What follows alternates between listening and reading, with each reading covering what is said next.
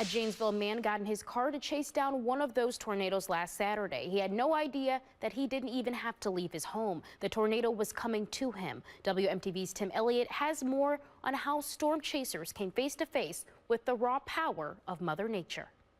Oh, right there, vortex. Look at it going up. Look at it right there. It's like a scene out of a movie. I just thought it was kind of eerie how there were no other cars on the road. Like, I was the only person on that road that I saw the entire time when I was watching. Oh my God. Oh my God. On Saturday, June 22nd, a tornado spilled out of the sky and hit the south side of Janesville. I've seen close to 300 tornadoes. Storm chaser Alec Scholten was recording the twister. With as many tornadoes as I've observed, like, each one is like the first. It's just there's a sort of adrenaline to it. But this tornado, this chase, stands out. Had no idea at the time that this tornado that I was watching was impacting my neighborhood. The tornado tore down his street, ripping off roofs and tearing up trees. Having one hit that close to home was really something that kind of hit me in the gut a little bit harder, I'd say. Now that the storm has passed, we got home and saw there was a tree snapped off in our driveway. Scholten is cleaning up,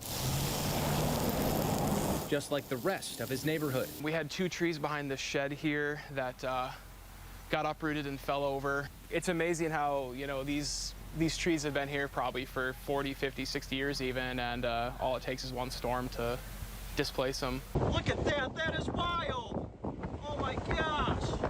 Scott Weber-Paul is another storm chaser in Janesville who caught several tornadoes on camera that day. It looked like it was very, very dire for the south side of Janesville at that point. It's very unnerving when you know what these tornadoes can do, how they can intensify rapidly, moving through your hometown.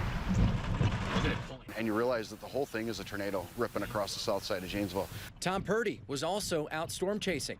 How do you move on from this? How do you go see a tornado somewhere else and not think about home and worry about home? The storm that hit the south side of Janesville was very powerful. Some of the most significant damage you can see is right here behind me. This is McFarland Pheasant Farm on the south side. And as you can see, the roof has been peeled back. When you're seeing this in person, it's nature's most violent force, the strongest winds on earth, they always say. This trio of Janesville storm chasers shares a passion for severe weather.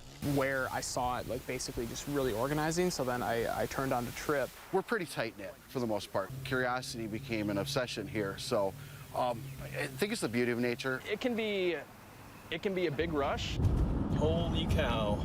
They usually go after the storm. Holy But this time, the storm came to them.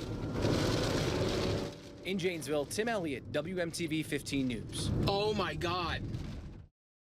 The tornado that hit the south side of Janesville was an EF-2. Winds reached up to 115 miles per hour.